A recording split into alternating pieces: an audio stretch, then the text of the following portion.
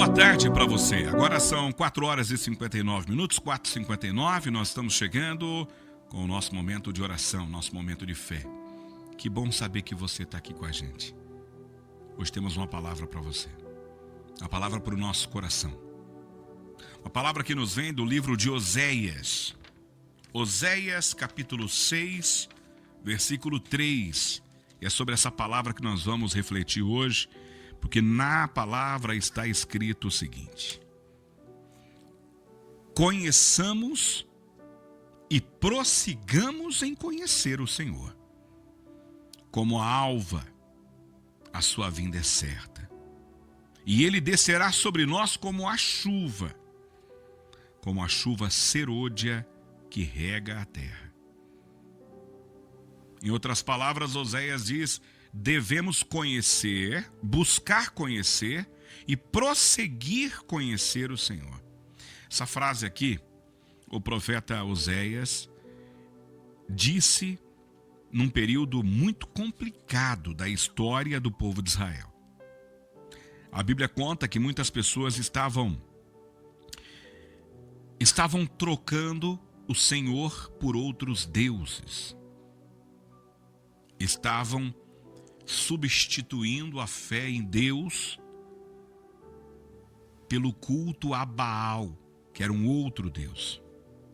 Ao invés de olharem para o Senhor como o Deus, o soberano, o provedor, os israelitas estavam olhando para o falso Deus cananeu como a razão da fertilidade e da prosperidade que eles tanto queriam.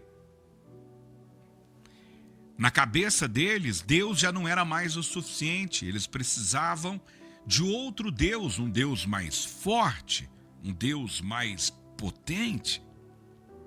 E começaram a cultuar Baal. Enquanto os líderes religiosos de Israel não se mostravam com motivação, dispostos a acabar com essa idolatria, e além disso, os líderes estavam envolvidos constantemente em causas injustas, até casos de corrupção também. Ou seja, o povo não tinha muito norte, não tinha quem comandasse o povo. Eles estavam deixando de acreditar em Deus para acreditar em Baal, para acreditar em outros deuses e vivendo uma vida perversa.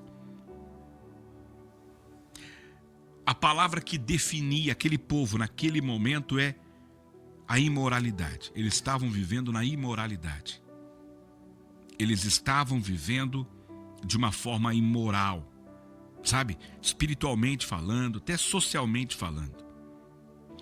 E foi nesse momento, nesse contexto todo, que Deus levantou o profeta Oséias para falar com aquele povo, para denunciar para eles que o que eles estavam fazendo era uma infidelidade a Deus. E por isso que ele disse: olha, nós temos que conhecer o Senhor e prosseguir em conhecer, ou seja, querendo conhecer cada vez mais, porque a vinda dele é certa como a alva. Ele descerá como a chuva. E sabe, gente, prosseguir em conhecer o Senhor, buscar conhecer o Senhor, não é apenas um convite. É um caminho de intimidade diária. Quando a gente busca conhecer a Deus, é a gente perceber que cada oração que eu fizer, cada lágrima que eu derramar, cada passo de fé que eu der, vai me aproximar cada vez mais de Deus. Quanto mais eu conheço o Senhor, mais eu vou experimentar da sua graça. E quanto mais a gente conhece Deus, mais a gente percebe o vazio que a nossa alma tem e entende que esse vazio só é preenchido com a água viva que Ele derrama sobre a gente. Quando você decide ter uma vida com Deus, quando você decide conhecer e buscar conhecer sempre, você percebe que as respostas para suas dores, elas virão. Não é que você não vai ter sofrimento, dor, luta, não. Mas é que você vai entender o porquê, vai entender como proceder. E vai saber que os momentos difíceis, eles acontecem, mas eles não são para sempre. O que eu estou querendo dizer é que hoje, se o seu coração estiver cansado, lembre-se que, assim como o sol vai nascer amanhã, o Senhor também virá a você. E Ele descerá com graça, com amor, com restauração. A presença será a chuva que renova, que cura, que faz florescer aquilo que às vezes parecia perdido. Então, se você está buscando novos motivos, por quê? Se você está procurando ser ou procurando ter um novo ânimo, está cansado da caminhada, parece que a sua vida caiu na rotina, nada muito faz sentido,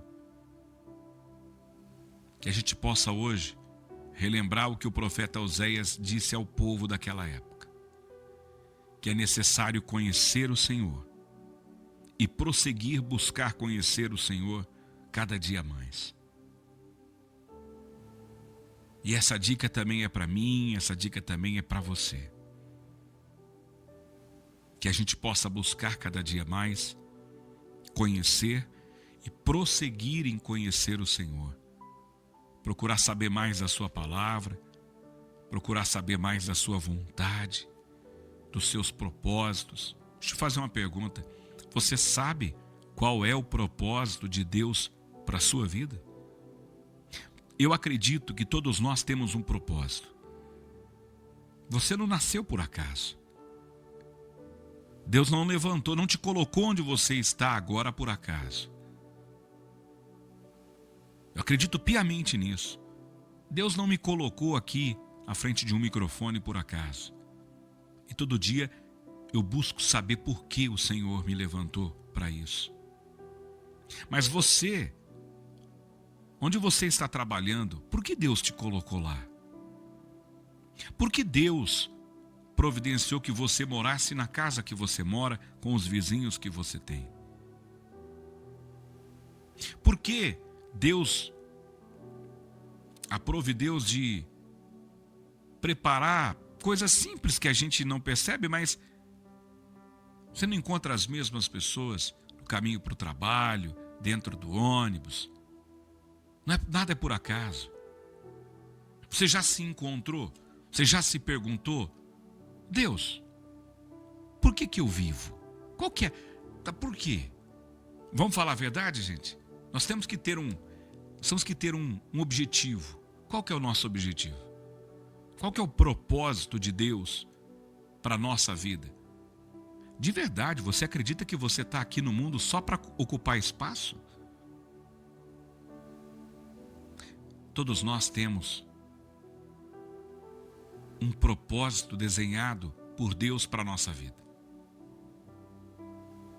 Então, que a gente possa, dia a dia, buscar conhecer o Senhor, buscar conhecer do Senhor, porque aí nós não vamos só conhecer cada vez mais Deus, mas vamos nos conhecer também e saber quais são os propósitos dele para a nossa vida e para a nossa história. Que ouçamos o que disse o profeta Oséias para o povo de Israel.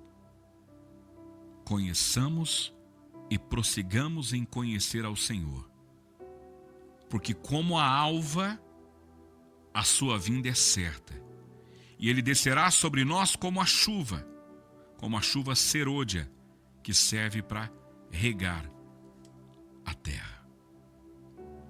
Que o Senhor fale ao seu coração e que possamos buscar cada dia mais conhecer o Senhor, e estar no centro da vontade de Deus, no centro da vontade de Deus, que a gente possa conhecer e prosseguir em conhecer cada dia mais. Que Deus te abençoe e que você tenha um abençoado final de semana. Em nome do Pai, Filho e Espírito Santo. Amém. Amém. E amém.